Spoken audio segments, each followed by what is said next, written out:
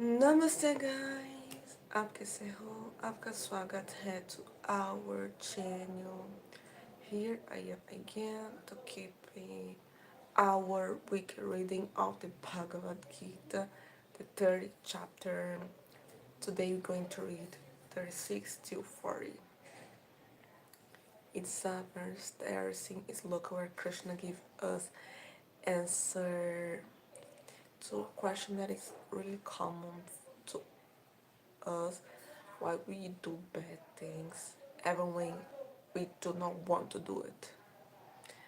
So it's a passage that I want a lot to read too. It's so cold here, you guys don't have idea. I am with two jackets but still. Hi user, Utpal, Pradeep, आपका स्वागत है everybody. Today I'm going to read the sloka 36 to 40, the Holy Gita, commentary by Swami Mukundanand. Everybody excited? How is the weather in your country? I think it's night for most of you, right? Here it's cold, really cold. I literally couldn't open the windows. So let's start. Let's read. Is the chapter 3, sloka 36. Arjun asked, why is a person impelled to commit sinful acts, even unwillingly, as if by force? O descendant of Vrishni. 37. The Supreme Lord said, it's lust alone, which is born of contact with the mode of passion, and later transformed into anger. Know this as the sinful, all devouring enemy in the world. Just as a fire is covered by smoke, a mirror is masked by dust, and an embryo is concealed by the womb. Similarly, one's knowledge gets shrouded by desire. The knowledge of even the most discerning gets covered by this perpetual enemy in the form of insatiable desire, which is never satisfied and burns like a fire, O son of Kunti. The senses, mind, and intellect are said to be breeding grounds of desire. Through them, it clouds one's knowledge and deludes of the embodied soul. Now I'm going to read the commentary. The commentary, it was made by Swami Mukundanand. By revealing, oops, it was too quickly, guys, tell me. By revealing the locations where lust resides, Sri Krishna now indicates that there is a method of controlling it. The fortress of the enemy must be spotted before one can lay siege on it. In this verse, Sri Krishna states that the senses, mind, and intellect are the places from where lust exercises its domination over the soul. Under the sway of lust, the sense objects are desired by the sense. The senses infatuate the mind misleads the intellect, and the intellect loses its discriminatory powers. When the intellect is clouded, the living being is deluded to become a slave of lust and will do anything to satiate it. These instruments, sense, mind, and intellect, are not bad in themselves. They were given to us for the purpose of achieving God realization. But we have permitted lust in its many forms to lay siege on them.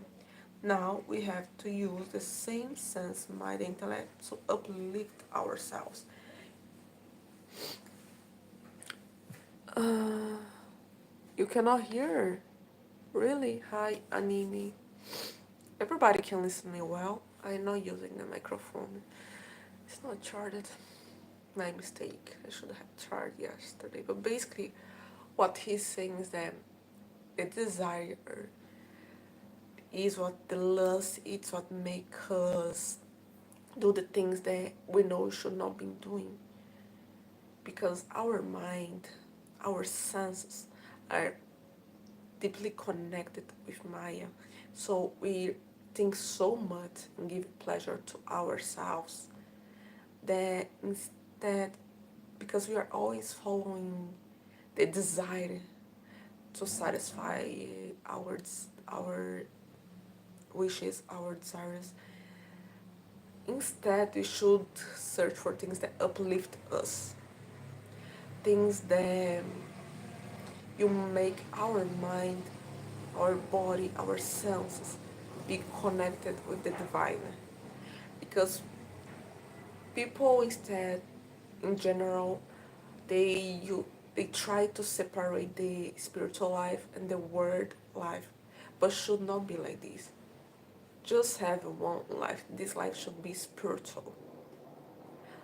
All our acts should be an act of spirituality, the connection to the divine.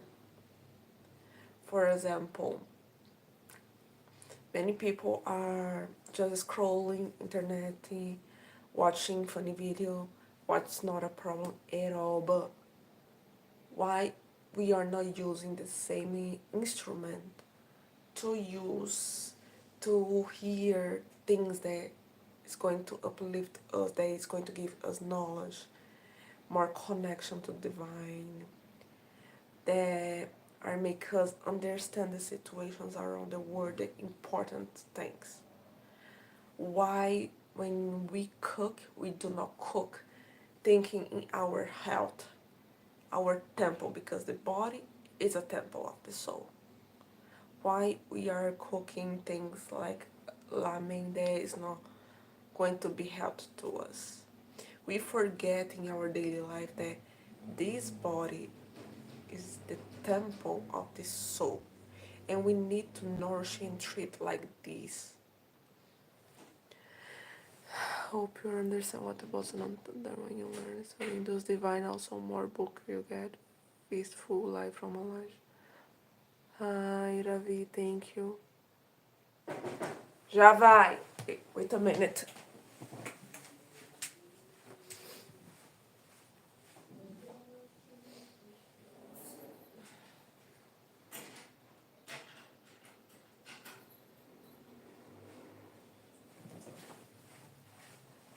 Sorry guys, I need to open the door. But what I was saying that we should not see difference between our life, like the spiritual life and our materialistic life, because do not have difference. Our actions in this world should be true spirituality, because it's not something difficult, it's not something mystical.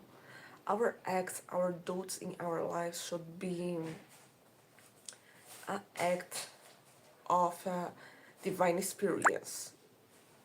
For example, in this sloka, Arjun asked to Krishna why we do things that we don't want to do. It's like we are impelled, because we are. We are impelled to this. Because our senses are always searching the pleasure.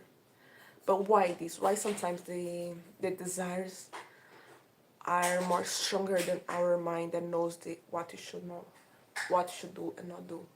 Because we do not make our mind more stronger than the sense.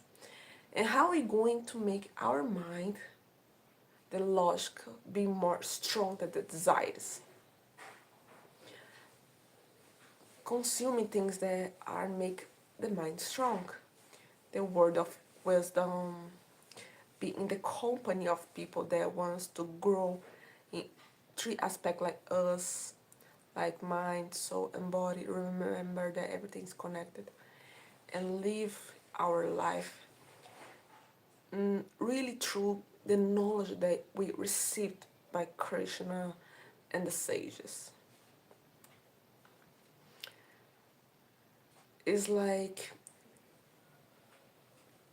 body, mind should be connected in harmony, not just feed one and other not. Our mind needs to be in the control of our soul. And for this, we need to always be remembering of the lessons by Krishna. We need to make our mind strong enough to be resistant, because this way we're going to be more strong to decide what we're going to do and not. Good evening. Hi, user. How are you? I think everybody understood, right?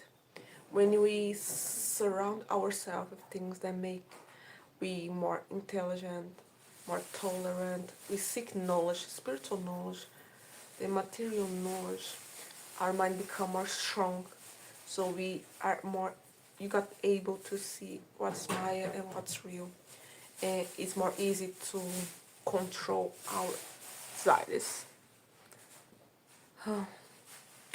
You guys are not able to hear me. Sorry, it's the noise there. But anyways, this is everything that I need to read. In the next chapter, we're going to read 40. But that's it for today. I cannot do more lives. It was good to be here. I try to keep this Gita reading maybe tomorrow, I don't know, or just in the next week. Thank you for your presence. I love to be here with you. Reflect about this. You are watching, listening things that uplift your mind. Thank you, Dipendra. Good evening. How are you? How's your night? It's good to see you here.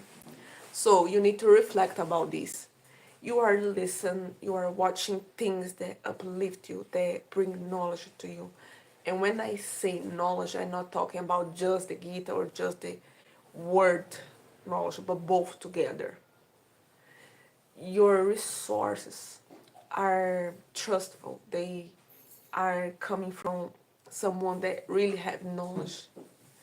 You are nurturing yourself with good food, good songs, and conversations with deep topics, or you are just wasting your time listening, watching things that are just cheap entertainment.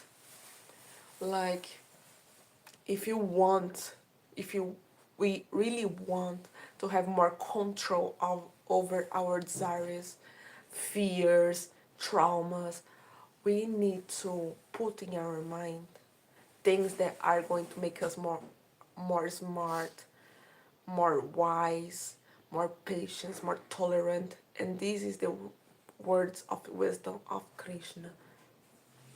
These is songs and entertainment that are make us more peaceful. Modi going to your country meeting. Yes, I heard about it. Our is going to your country and coming from this. Yes, I heard something about it. But that's it, guys. Reflect about this. The things around you, your friends, the things that you consume, I bring you something real. Real that do really good for your mind and your body. Your emotions, the people that are around you, they are really good to you.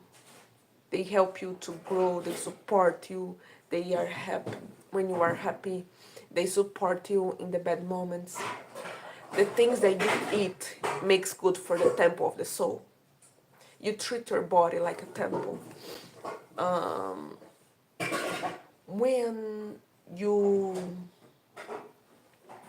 listen things, when you watch things, you are just watching things that are just funny, or it's things that are really make you more smart, making you reflect about things. So this is the reflection that you should keep having this today.